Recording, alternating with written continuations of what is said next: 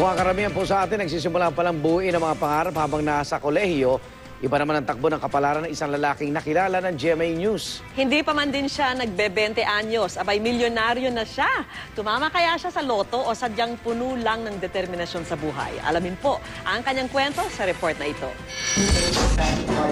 Walang di nakukuha sa sipag at tiyaga. Yan ang pinatunayan ni Vin de la Cruz. Bago pa man siya magtapos ng kolehiyo at bago mag-20 anyos, kumita na siya ng kanyang first million. 19 years old pa lang, self-actualized na ako noon. Kasi yun yung time na nag-open ako ng business. And so far, contentment in life. Pero hindi naging madali ang daan sa kanyang tagumpay. 5 call centers ang nag-reject sa akin. Tapos, nag-apply ako sa mga tutorial centers. Hindi din ako tinanggap. Safe to say, mga 100 yung in-applyan ko bago ako natanggap. Pero ang tubong Mindanao na si Vin hindi nawala ng pag-asa. At nang magkatrabaho, kayod kalabaw naman siya para lang makapagtapos ng kolehiyo. 4 naging trabaho ko noon. Umaga, magtuturo akong IELTS. Tapos gabi, magtuturo ako mga Koreano. Saturday, Sunday, magtuturo ako sa review center. Tapos, yun, tagagawa ng thesis ng mga estudyante na ibang eskwelahan.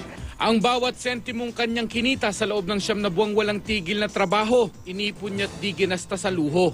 Hanggang maging sapat ng pangkapital para makapagtayo ng isang review center, doon na nagtuloy-tuloy ang biyaya. Ang pagtuturong nagsimula lang sa isang dorm sa Cruz na Ligas. Kanyang napalago sa 3 review centers na nakakapagbigay pag-asa rin sa iba. The mere fact na nagte-text na, "Uy, salamat sir, pumasa kami sa exam." Hindi lang to basta-basta kumikita ka lang ng pera. It's more of yung fulfillment, the nobility of the job. Ang daan tungo sa tagumpay, di palaging patag.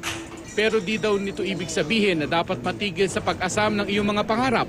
Hindi naman perfect yung mga nangyari sa buhay ko. Nag-umpisa sa 100 rejections. Lahat nag-uumpisa sa pangarap. Never give up. Kasi kung mag-give up ka, ikaw yung talo.